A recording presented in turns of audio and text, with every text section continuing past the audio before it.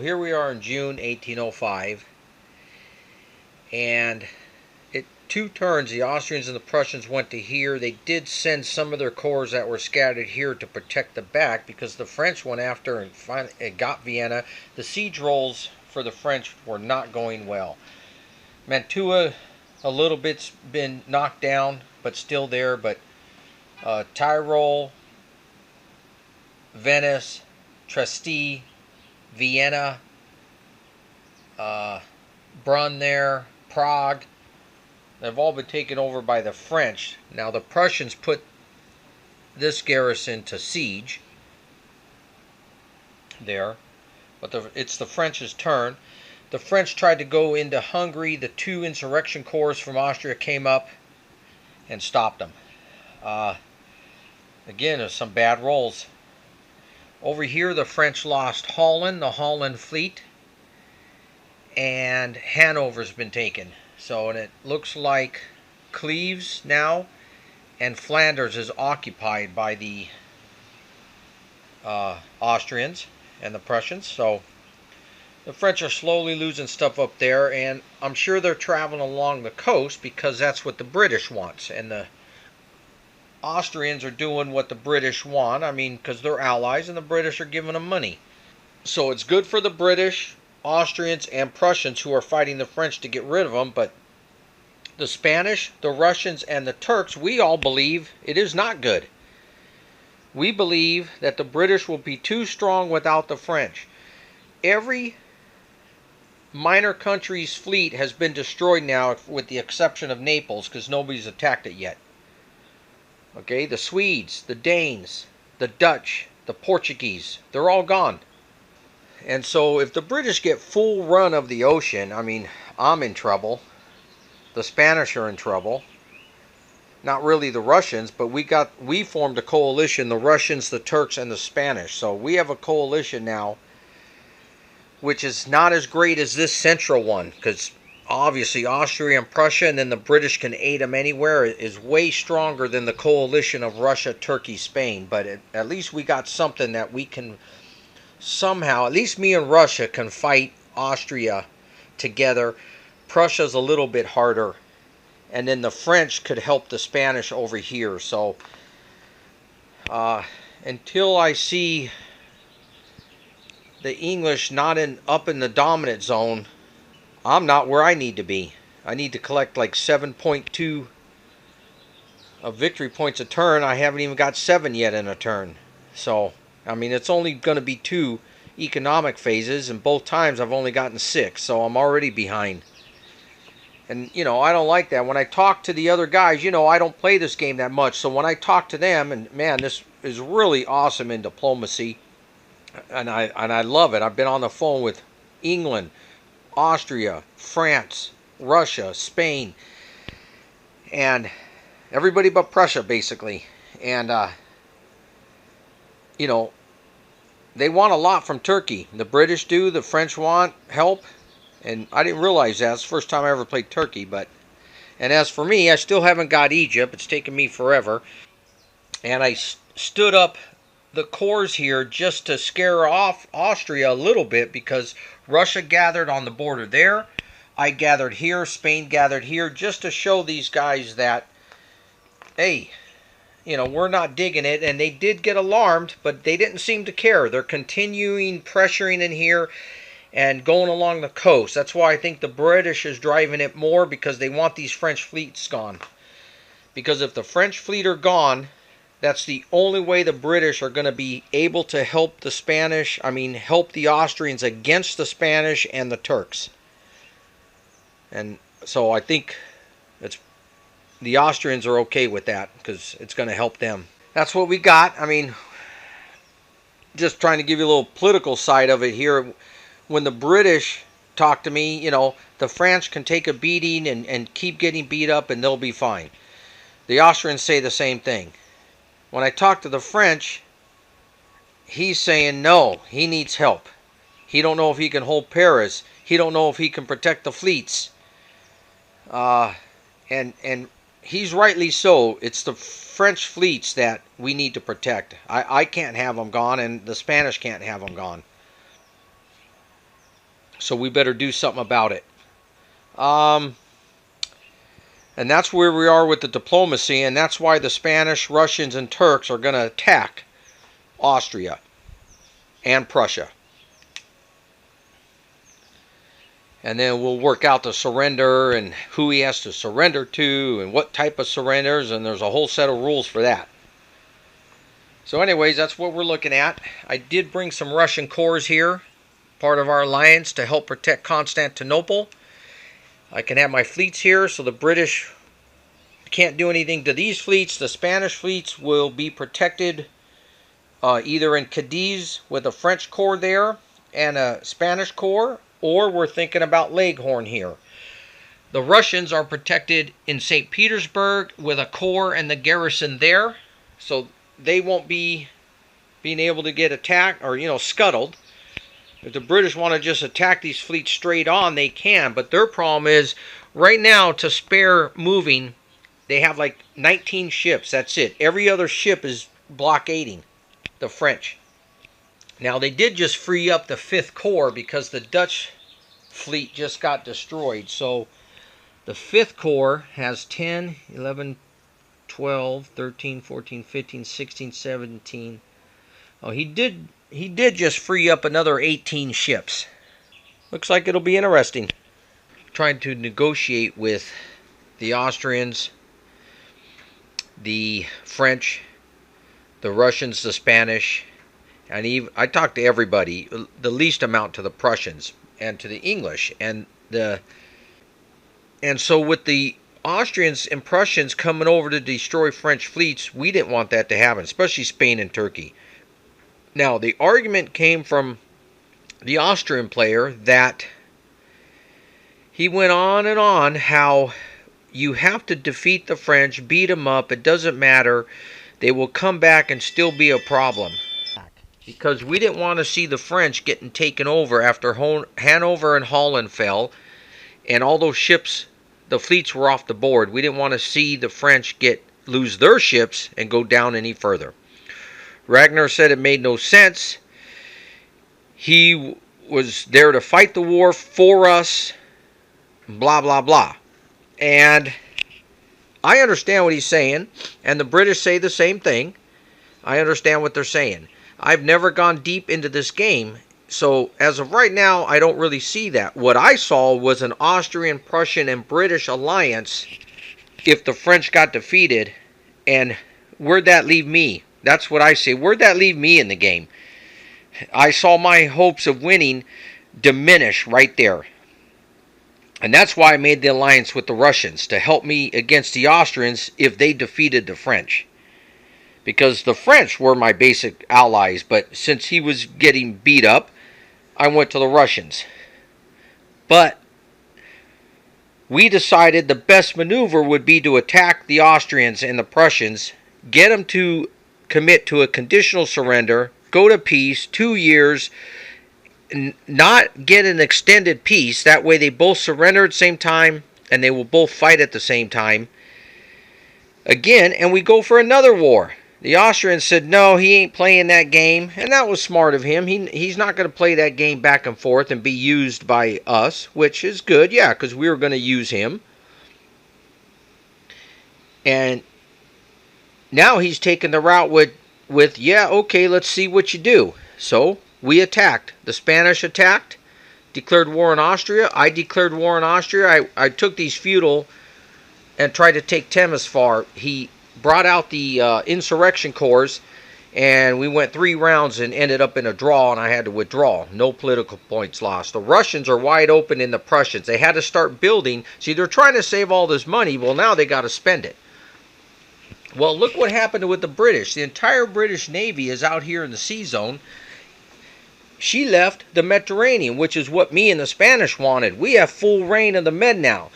And I don't have the English down here trying to take these territories. I mean, he offered me some terms of, me take Cyrenaica and Tripoli. I can keep these other ones, and then I sell it to him, and he'll give me money for it. Okay. I didn't, again, I haven't played this game. This game deep into it, and I've never played the Turks. I didn't see that as a great deal. He may see it as a great deal. I don't. because the British need manpower, and I'm going to hand them 4 manpower right there. And I see the British as the biggest threat to my country. I don't see the French as a big threat to me. And our alliance, we're calling our alliance the Spanish, Turks, and Russian, the Tres Hombres. The Tres Hombres are really enjoying this. The French are getting beat up pretty bad. The Austrians and the Prussians are going to fight until they are forced to unconditional surrender when we take all their capitals. So basically, Tres Hombres has the best of both worlds right now. The British have backed up. They're regrouping here. I'm not sure what he's going to do here. We don't know which way he's going to go. But this allows him to separate his fleets or strengthen his fleets to maximum as he chooses right there. So that was a great move. But we'll see how it goes. It's going to be August, and we move first. So the Russians are going to be in Berlin. The Cossacks are going to be up here. The Cavalry Corps is going to take this depot. So these 2 depots will be gone. We're going to make an end run with the ships over here. The Spanish will come here. The Russians here. And we're going to move in and start messing up the world, because what's going to happen is this army will probably get to Paris. We don't think the French can prevent it. And then the French won't be able to build anything. So, hey, again, it's a plus for the Tres Hombres, but I can't have the French ships go down or get just scuttled here, which is what those guys were trying to do. So, here we are in August. And what happened here now was, I didn't want to declare war on the Austrians. I don't want to be an enemy with the Austrians. But the Austrian player, as far as I'm concerned, Ragnar was being way too unnegotiable.